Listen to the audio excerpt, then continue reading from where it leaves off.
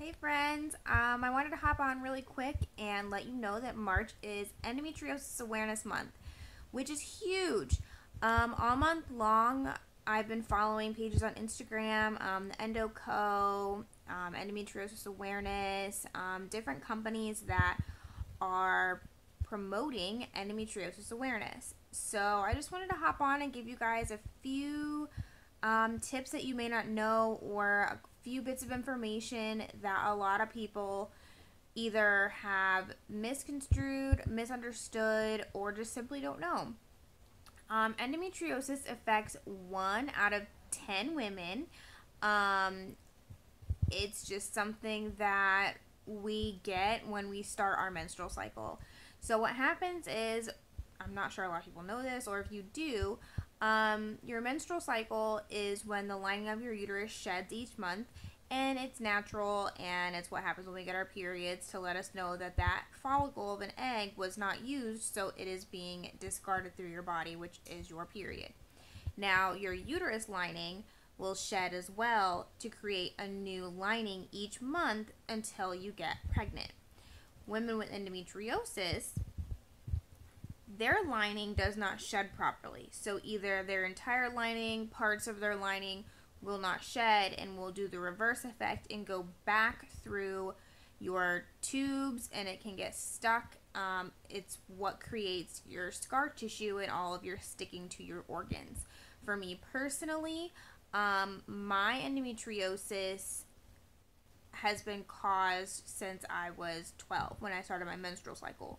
A lot of us don't realize that we start a menstrual cycle at the age of 10, 11, 12, 13, and that is when our endometriosis begins. We are not always aware, and it generally takes about 10 years on average for a woman to be diagnosed. For me, I was not diagnosed until I was 25, so it took 13 years for me to get diagnosed of having endometriosis. Now, when I was diagnosed, my uterus and my colon were fused together, wrapped in scar tissue.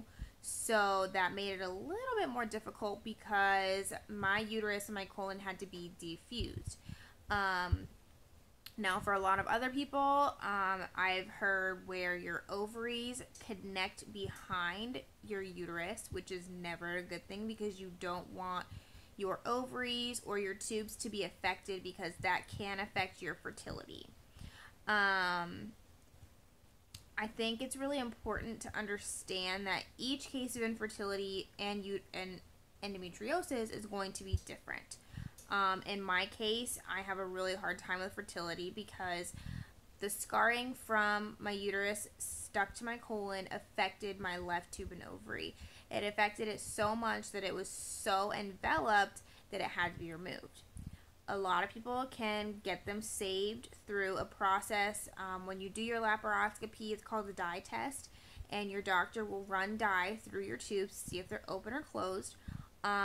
Both of mine are so damaged that I have holes in my right one, so that's what causes me to not be able to get pregnant because the holes are so big that the sperm basically just fall out when my husband and I try and conceive.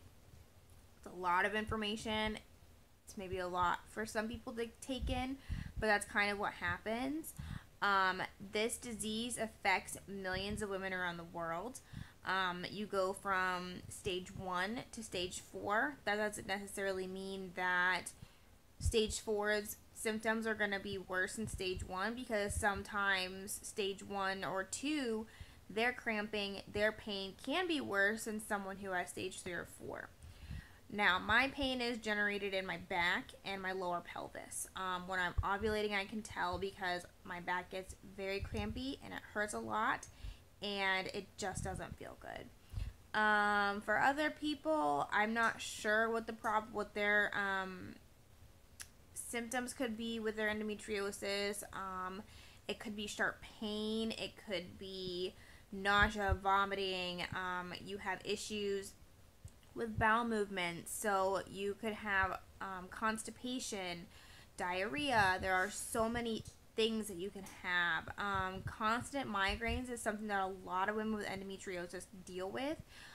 because of the hormonal imbalance. So a lot of women with endometriosis miss periods, and their periods are irregular.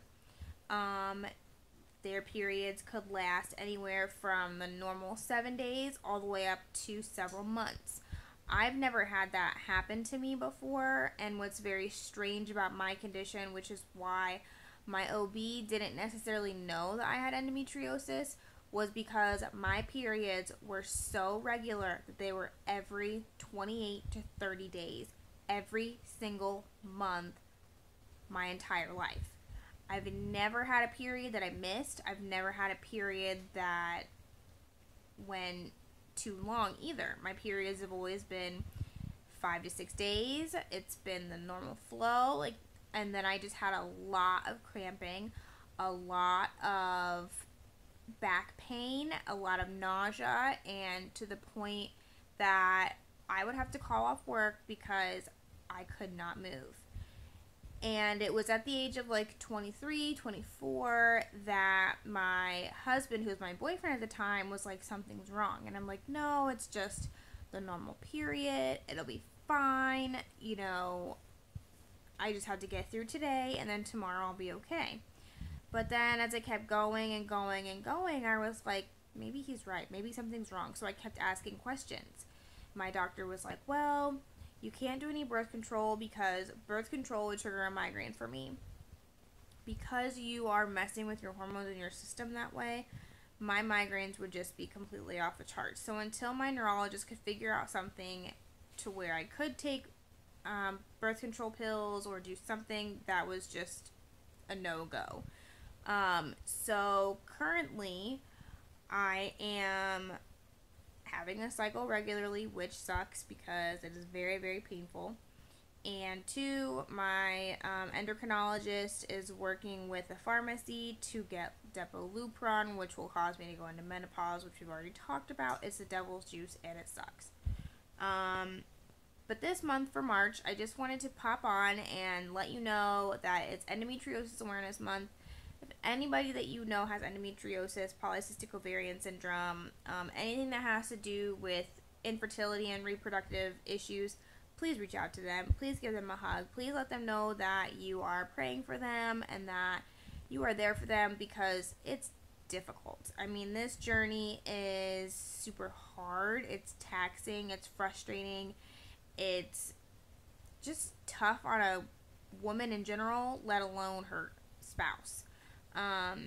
So this month, let's bring more awareness to women like myself and like a few other women that I know. My best friend has endometriosis. My twin sister has endometriosis.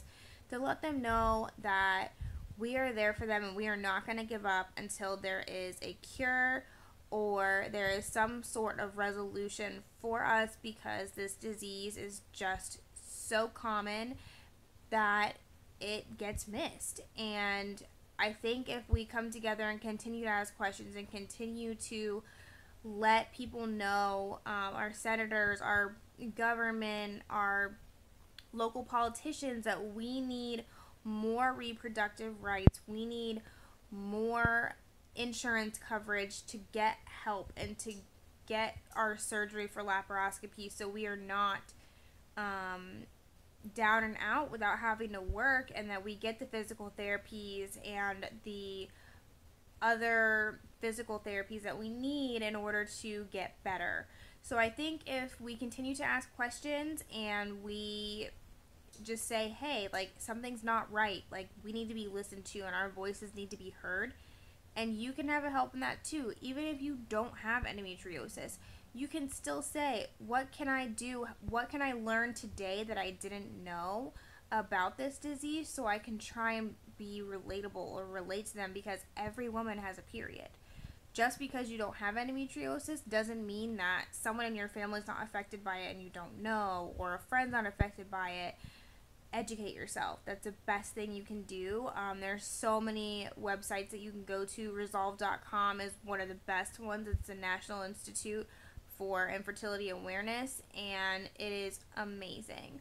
To all the women fighting endometriosis, I am there with you. I am proud of you, and I hope that you are resting and taking care of yourself. I'll talk to you all soon. Bye.